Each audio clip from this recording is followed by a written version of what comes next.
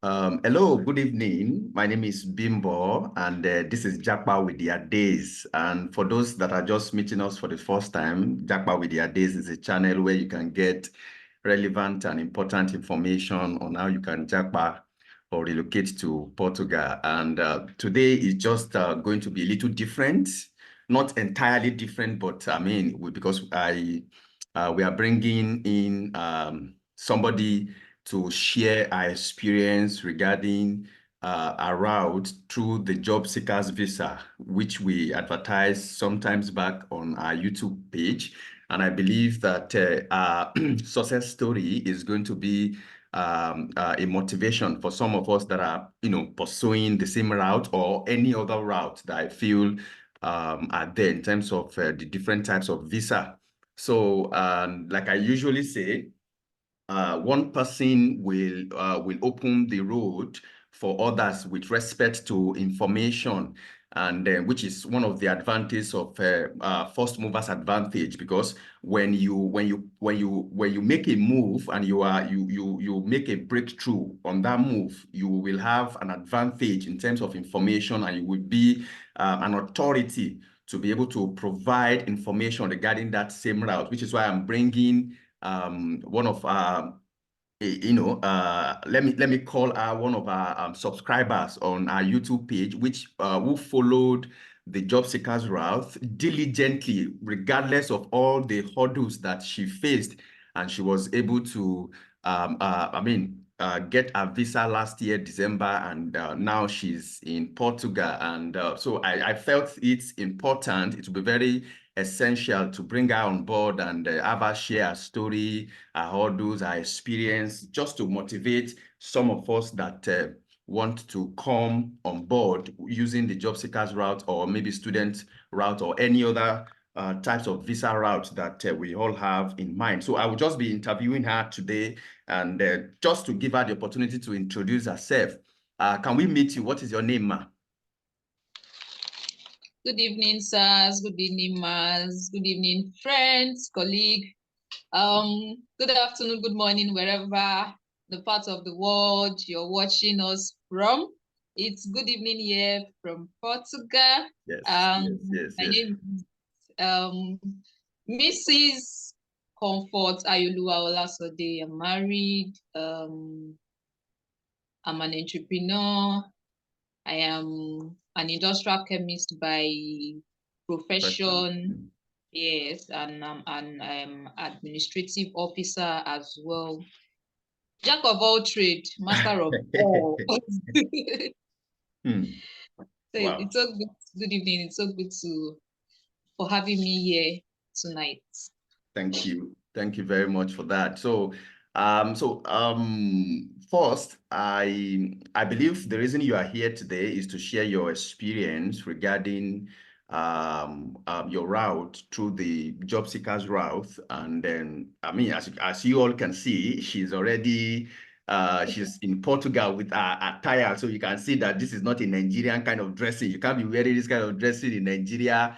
I mean, so you can already see that this is a different person speaking with us. So my people would like to know your experience in terms of the hurdles that you went through. I mean, within 2 to 3 minutes, your experience in terms of the audience, because a whole lot of people are on the YouTube page, on our Telegram page, trying to pass through the same job seekers route. What are your hurdles? What are your experience like? Can can you share them for us, please? Well, my experience was good. I won't say not so good. It was, despite the challenge that I went through. Concerning finance, it was the cheapest I could afford at that time. And considering that I don't have enough funds, I didn't bargain for any other route. I stuck with this route, and it was this route. Although I intended to, Portugal was definitely not my first choice. It was not my second choice. Definitely not even my third choice. I see. So yes, it wasn't. It wasn't. It was either it was UK, Canada, or USA. But at that particular time, you know, this sporadic shooting in the UK, just in the US, just cancelled US for me. I can't be walking along the street and someone just gives me a gunshot. I don't want that dilemma at all. So it was just a no-no for me concerning USA. So, and when I decided UK, in fact, it was the care route I wanted to. I had done the IELTS. I passed with a 6.5 band, and I already done the case training, collected my certificate, and in the middle of the process, in fact, we were 70% done, and the agent I was using then got reported to the Home Office, and that was what halted in 2022. So it wasn't even a 1 year journey. It all began in year 2021, and Portugal just came up from nowhere. And I checked my pocket. It was something I could risk. I had to just give it, and here we had today. So not really, yeah, the others was there, but to God be the glory. It's a testimony today.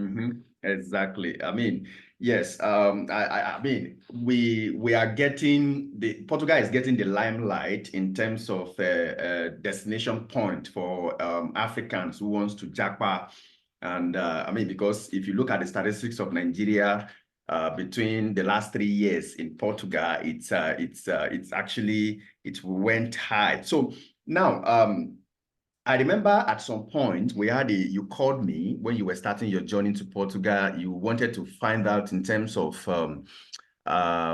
student route or job seekers route to advise, and and eventually you opted for the job seekers route. So in particular, what influenced your decision to go for the job seekers route?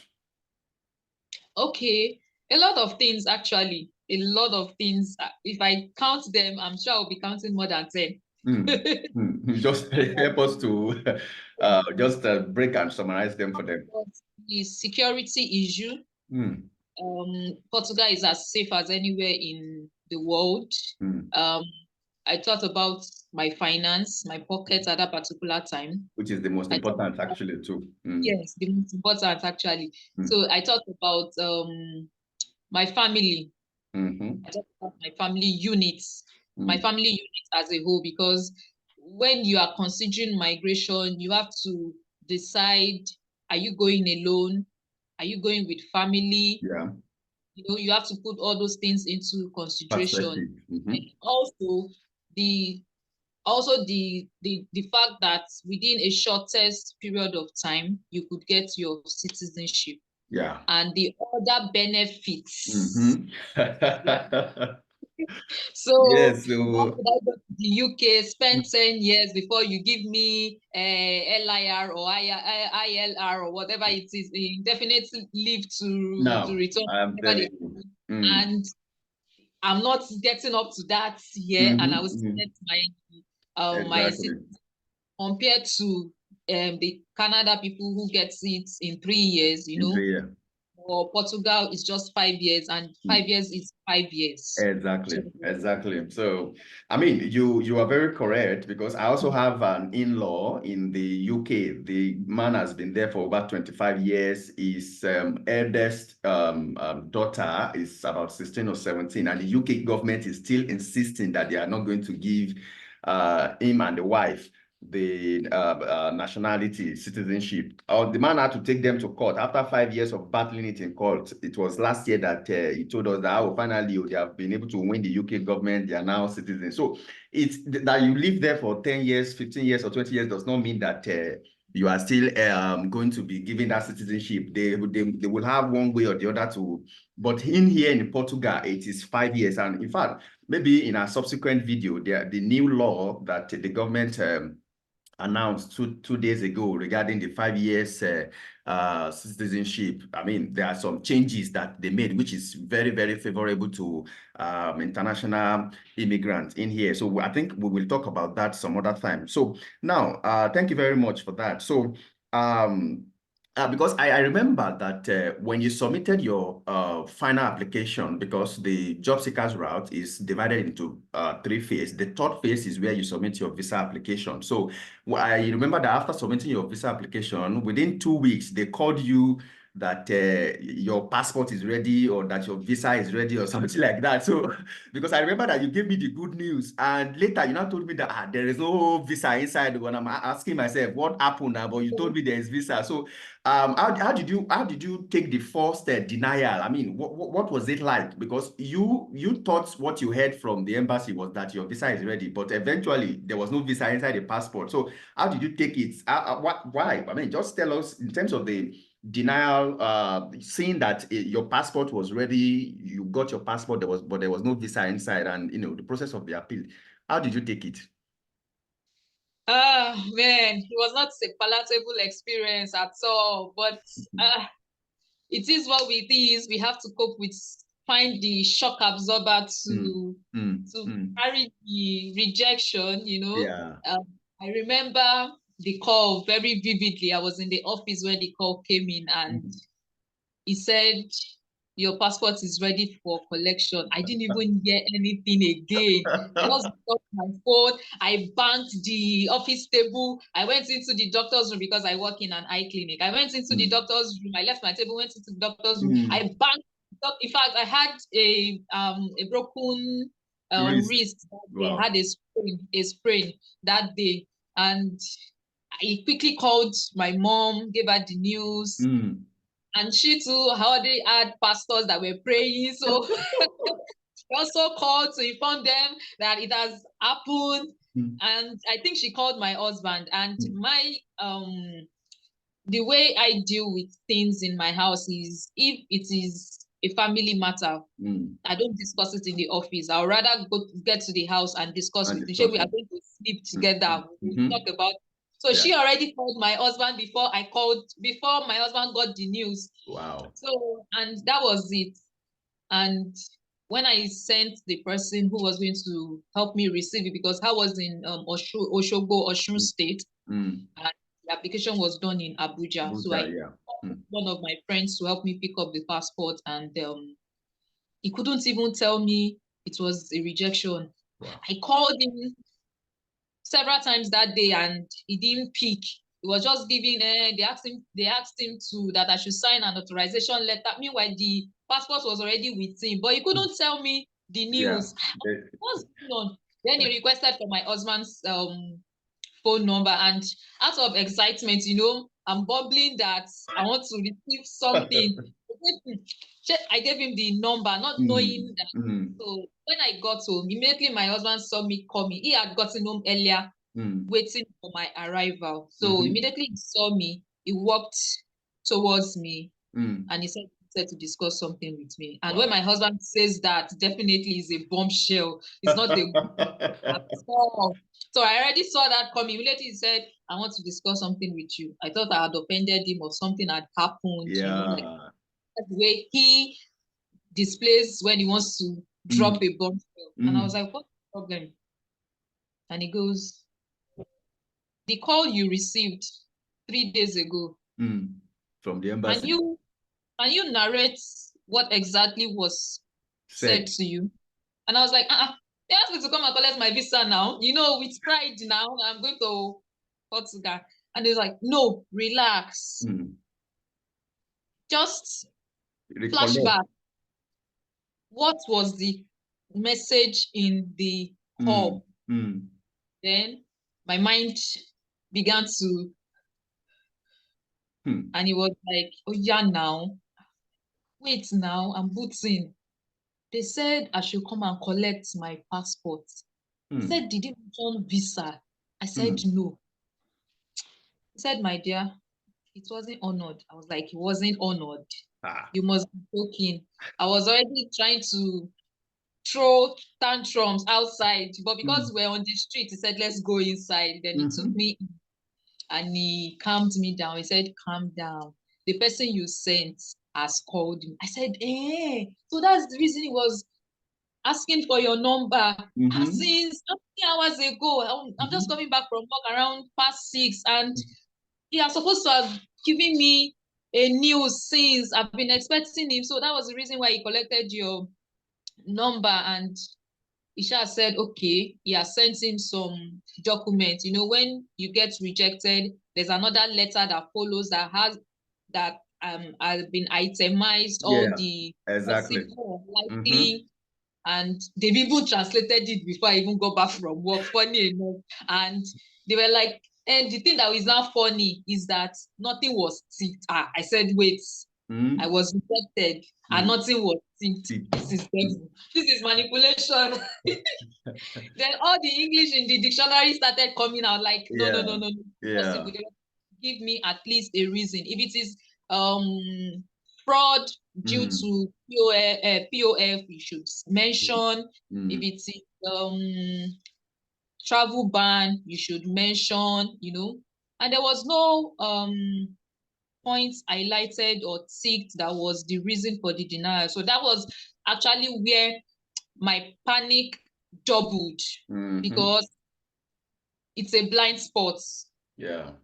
We are not giving any reason. So if you want to even appeal, or you want to beg, or do anything going forward, what do you do? So I didn't know what to do. So I started making calls. I started sorting help, and when I was told what to do, I didn't have a choice. I just had to. Yeah. But it wasn't. Because I thank you. Thank you very much. As in, because I remember that when you first shared the news to me, I was at work. I just received a text message. Even I was speaking with a customer. I had to drop the customer. I had to rush the customer away and went outside to quickly call you and say, wow, congratulations. You know. So then later, I think after 4 days or thereabout, I now received another one that I was like, what is going on? And the funny thing is, in that similar situation, you guys were like about 3 that I gave all the information to, that I was trying to, you know, assist with all the necessary information to process it. So you submitted your own 2 weeks before a guy did his own. His own result even came out within 1 week. They gave him the same generic denial, no particular reason for denial. He just told me, he said, bros, I give up. So, but you appealed the decision because they gave you, I think, 10 business days or 15 business days to appeal the reason why you were denied. Because all the reason I could see from everything you sent to me was generic. No reason. You have never traveled to EU before. You have never offended any. You have never been banned. So it was all generic. So, but you appealed the decision. What prompted you? What motivated you to appeal the decision? Well, I also like you advised us. I also I was fortunate to come across few other people also that were also in this journey with me. So I created a Telegram group as well.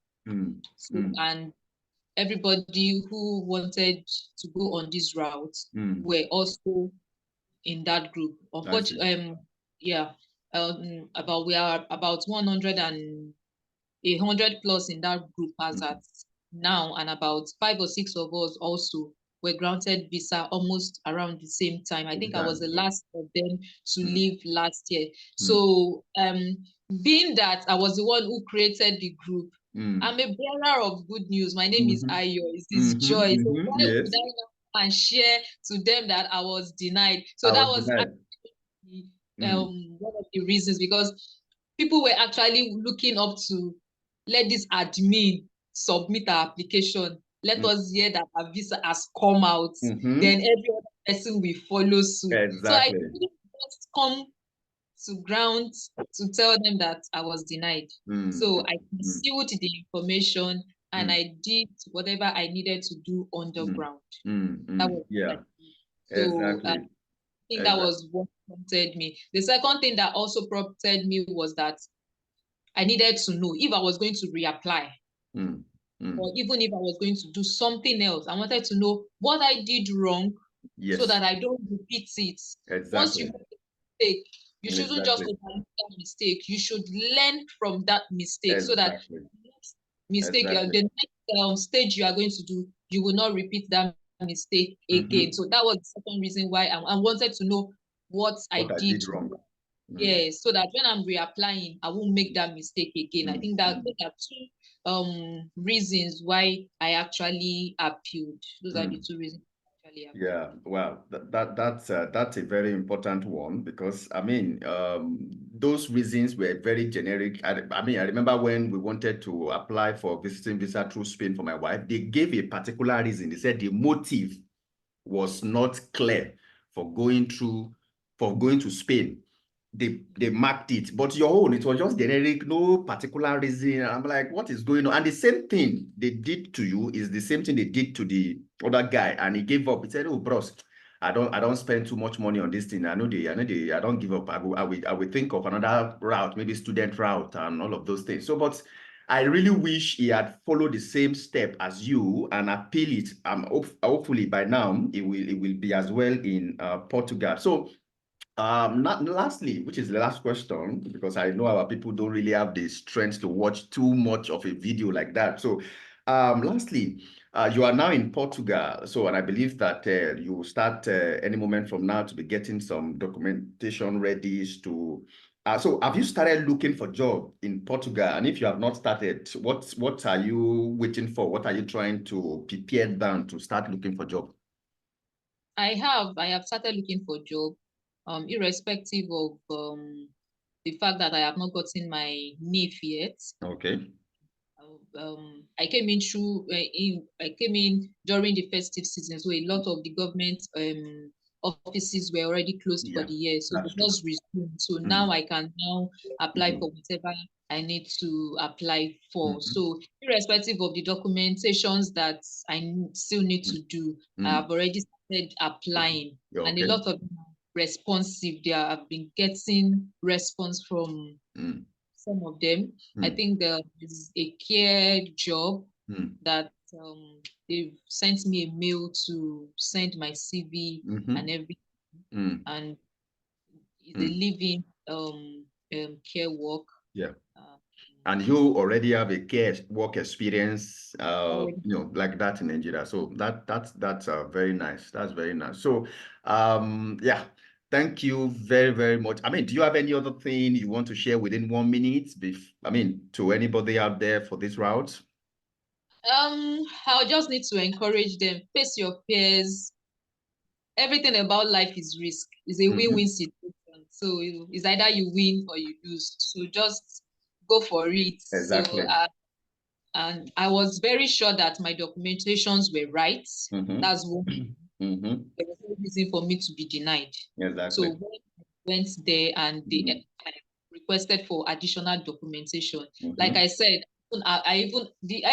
part of the extra documentation had an expired certificate. I would say it over and over again. I faced it. I added everything. I don't even know what they want to say.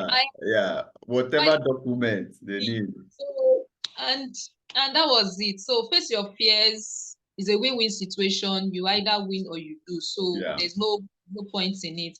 Then for those people that are saying my husband, my family, they will come. These people still need they still need people. So don't worry, your families will be okay, they will be fine. You just need to plan. Let one person move, then the rest can join. It's a matter of time.